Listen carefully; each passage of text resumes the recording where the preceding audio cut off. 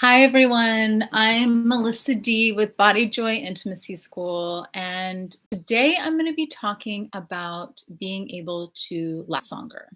Just going to get my notes. Okay. So, yeah, being able to, and this is generally for heterosexual couples, but this could be for men that are dating, of course, but most of my work is working with straight hetero couples.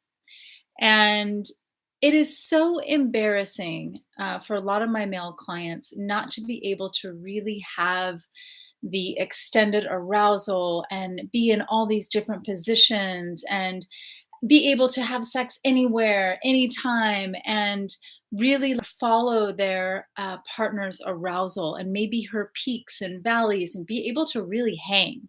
And so, most of my work is really guiding men on how to last longer, how to feel more in their bodies and not cut themselves off and try to get their shit together so they can last longer. So, this can also be for women. Like if you are partnered with a man that you really wish could kind of hang with you and last longer and maybe want to be able to, have several hours of foreplay and exploration and play without coming within just a few minutes or even 15 minutes. I think the national average is only 5 minutes or something. Don't quote me on that, but it's not very many minutes. Okay. Most people spend more time washing their dishes or cleaning out their car. And so I really like to help couples be able to have enriching and fulfilling sex lives. And a lot of this depends around, sustained arousal. And a lot of the women that I work with can have multiple orgasms, or they want to have foreplay last way longer than a few minutes. And so, what do we do about it? So, that's what this video is all about. All right. So, just getting your messages. And I also just want to say, yeah, if you're a man who uses distraction techniques such as like thinking of your grandma or doing math in your head or, whatever it takes just to kind of hold it together in order to last longer, know that there is a better way that's actually going to have you be more present and more available for your partner. And this is such a common thing that I either work with the female on or I work with the male side of things. And sometimes I work with both people in the studio. So, unlike sex therapists, my approach is specifically with the feeling part of the body. And this is really working with the breath and sound and movement and the way that pleasure actually moves in your body or your partner's body. And I basically work with teaching men how to repattern the pleasure and the way that it moves in their body. Because most men, when I actually ask them about the history of, how long do you normally last? And what is your self pleasure or masturbation techniques like? And all of that, a lot of men have these patterns that were created when they were a lot younger. So maybe they were a teenager when they started really exploring their arousal for themselves. And most of the time they lived with their parents or family, and it had to be done really quickly, in the dark, in the hiding, silently. And so, what this does is it kind of patterns you or patterns men on that's the way that they kind of go about it. And so, neuroplasticity, teaching the body new ways of being and new ways of responding is so rich and powerful. People that are in performance, athletes, musicians use this technique. And so I want to bring it into, it being just as valuable for sex and intimacy. So if you're repatterning your body and your pleasure, one really powerful tool for doing that is a self pleasure practice. So, how many of you out there actually have a self pleasure practice where you really take a look at the patterns that you do? How long do you usually masturbate for? Where is it at? Do you hold your breath? Do you tighten up? Are you silent? Do you do it as quickly as possible so you don't get caught? Or maybe you're just in a rush most of the time. Do you use any kind of lubricant? Are you using any kind of porn or fantasy? There's no right or wrong way necessarily, but if you're wanting to last longer, and more time, then you need to take a look at like what is happening right now and where do we need to make some adjustments. Okay. So in just a minute, I'm going to share with you. And again, all this is just free. I love to give this to folks. So take once you take a look at kind of the inventory of like what you're dealing with. Yeah. Where are you when it normally happens? Well, let me back up a bit. So some of you may be wondering like why are we talking about masturbation if I want to last longer? Um it's really important that you kind of focus on yourself first, much like, if you were starting off with a hobby or learning how to play an instrument, it's important that you really get dialed in for yourself before you add in a partner. Not to say that your partner can't be there for you and help you with this, especially if you have an established partner or, usually you don't want to do this with like a Tinder date or someone that you just met. You can, but normally you want to practice this with someone that actually knows what your goal is. So, for example, if you are partnered and let's say you're the female in the relationship and you want to support them in lasting longer, there are techniques that we're going to talk about on how you can be on the same page so that you can actually help them. And I mean, I've had lots of lovers and partners that have been practicing either semen retention or learning multiple orgasms or learning how to use tantra techniques. And it's important that both people kind of be on the same page in the goal and in the process of exploring. That way, you're not secretly trying to do these techniques and hoping that your partner will be there for you and hoping that they can help you. It's much better and a lot juicier and more exciting if you actually let your partner in on what you're trying to do, or if you want to help your partner last longer, that you do it together as a team. It can be really fun and really juicy. Okay, so let's talk about some of the basic elements on how do we actually do this. And the first one is, like I mentioned, get in a deep relationship to yourself and your own body. Okay. And if you're looking at this video for your partner, for your male partner, show him the video. Encourage him to get a self pleasure ritual or self pleasure practice in place, something that he does separate from you. Maybe he does it in the shower. Maybe he does it, in the evening, and you know that that's what he's doing. Maybe you watch him while he does it. There's all kinds of ways that you can do this. But for him, or for you, if you're a man watching this, it's important that you really get familiar with what's going on for you. How is your breath? What is it that's really happening, and where are the things that need to be adjusted? Slowing things down so that you can actually feel in your body, using lubrication, exploring if you're really heavily into using porn as your go-to, what's it like to actually think about other things or think about how something actually feels on your body and get into that. It's all about diversifying and exploring. Instead of making it that this is your experience, we actually broaden your experience. And it's not about right or wrong or getting you to do one thing, but it's opening up the possibility of being able to do a lot of different things. Again, we're coming back to the neuroplasticity. So if you're used to only masturbating or self-pleasuring or even being with your partner for like 5, 10, 15 minutes, what would it be like to extend that time?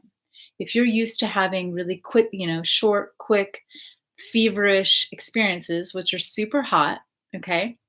What would it be like to open that up and slow things way down? Okay, so those are the things that you want to pay attention to. What are some of the patterns that are happening right now? And number two, what's it like to actually relax into your own pleasure? I talk to a lot of men that are trying to get it done as soon as possible, or like hold their breath and just like get through it, or like do the math, or think of the grandma, or like think of all these other things other than being there with their partner. Or if you're self-pleasuring, really being in your body and rooted in your cock and your own pleasure. So what's it like to really slow it down and be with what's happening right now? Where are you holding your breath? And can you drop that breath down? So one example, if you're actually with your partner, say I'm, having sex with my partner, and I want to like coach my man. And again, we agree on this ahead of time. Don't try to do this without his support or knowing. So maybe you want to like start being on top, okay, and have him have control of your hips and your ass and the tempo. So maybe you sit on him and you have eye contact and you just go very slow, moving on him, and let him decide how fast it goes and how slow it goes, but really kind of sync up together and let him feel the pleasure in his own body and pause when he needs to pause. Okay, and we'll talk about edging later. That's one position. Another fun one could be you sitting on the counter as the woman, okay, and him kind of, if the height matches up, you can come and he can kind of come in between your legs and he can just kind of move against you. He can also be on top if you want to like be on a couch or a bed or something like that, where he has total control of the stroking and the tempo. But really drop into your breath together, okay? Make eye contact. Let him know that he gets to control and slow things down and stop at any time. This is another reason why it's so important to communicate and really make an effort to think of the plan ahead of time. Okay, we're going to do this. You're in control. I'm here, and I get to really breathe and talk to you and breathe you through it and walk you through it. Okay? So the first one was him getting into his body and learning what patterns are already in place and getting in relationship with, like, yeah, what is it? What is it that may be difficult, or what are the areas that you need to really look into? And number two, learning to relax.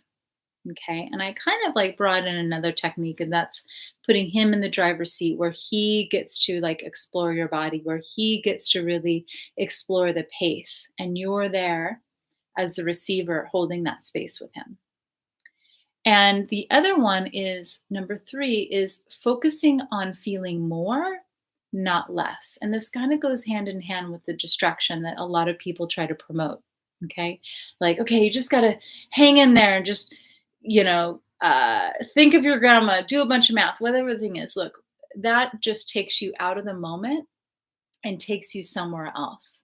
We want to be present with our partners. We want to really be in the richness of our experience. Okay. So, again, what's going to really help you is getting into your breath and your sensation and paying attention to where your breath and sensation is in your body and spread it out. And then also just pause when you need to pause. Okay. This is why having a partner on board with you exploring this is so important. Okay. And the last one is utilizing edging. Okay. Edging can be such a fun tool that you can do solo and you can do with your partner. Again, letting them know that this is what you're going to practice and they're there to, talk dirty to you, to help stroke your cock, to, help run your energy, maybe like, having their hands on your head and back and ass and legs and helping you move your breath across your chest and down your arms, having them really be there for you as kind of your sexy coach and partner. So, edging, you want to make sure to pause or to stop before the point of no return. So, say the point of no return is like up here at like an 8, 9, or 10. You want to decide and really know your body ahead of time before you get to that point.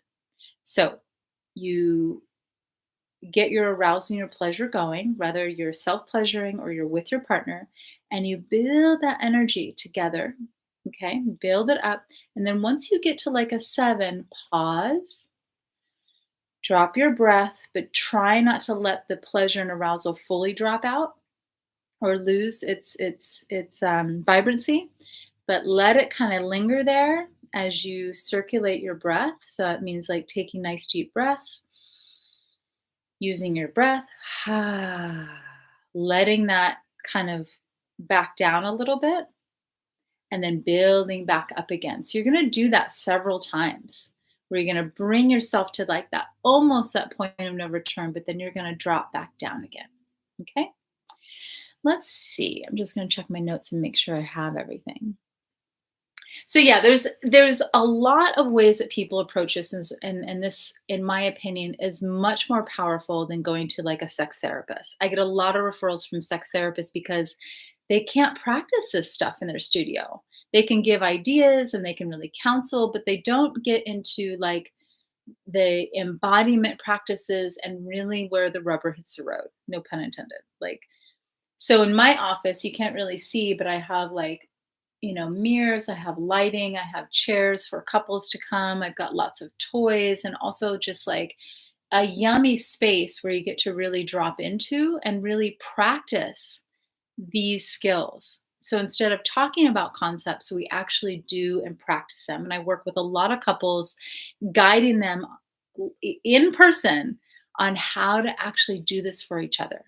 Or if you're someone that wants to do this work on your own in your own self pleasure practice, I actually have a free audio and whole workbook that you can download from my website. If you go to bodyjoy.org and click the button that says something about like the primer.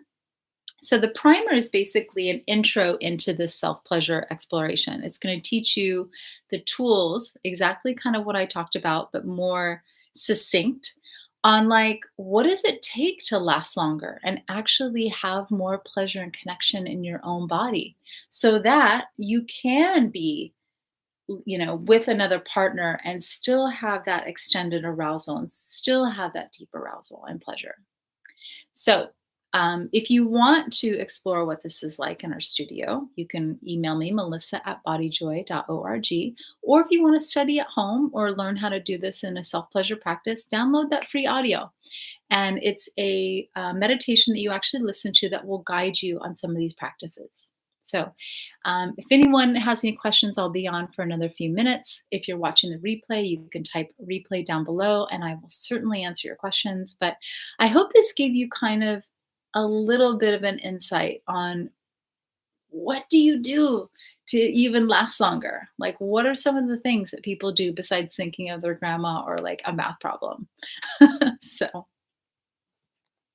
and I love talking about this too because I talk to women all the time that are like, I didn't come again. There's this orgasm gap. Okay. And there's a lot that I can say about the orgasm gap. But usually the women that I work with, they're with partners that, again, have these earlier programs of like finishing really quickly, doing it really silently and really fastly.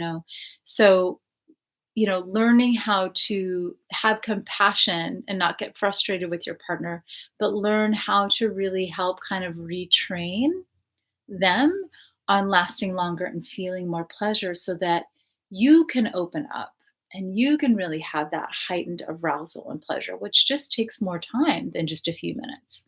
When we look at the pleasure cycles in women's bodies versus the one in male bodies, it's very different. Like men are like, can really like spike it up and go pretty quickly. Not to say that women can't, but generally, women have this beautiful arc and need a little bit of warm up time. And again, this varies, but most of the comments and most of the frustration that I hear in my studio from other women is around this. And they're like, man, I just want my partner to last longer, or like, I need more time to get there. And so this is exactly how we solve that. And there's a lot of beauty that can come with couples that, have short and sweet and hot encounters, but also can have these long, extended sessions. So being able to do all of it is where it adds a lot more. So thanks for watching today. Again, I'm Melissa D from Body Joy Intimacy School, and I also work with a fabulous team. So if you are dealing with any kind of difficulties in your relationship, in your sex, in your body, if there's something kind of hanging you up and you're not quite, or maybe you have some curiosity, it's something you want to explore. We've got kink educators, we've got people that do men's work. Yeah, we got all kinds of fun ways that you could explore with your partner, events and dinner parties. So definitely be in touch. And thanks again for watching.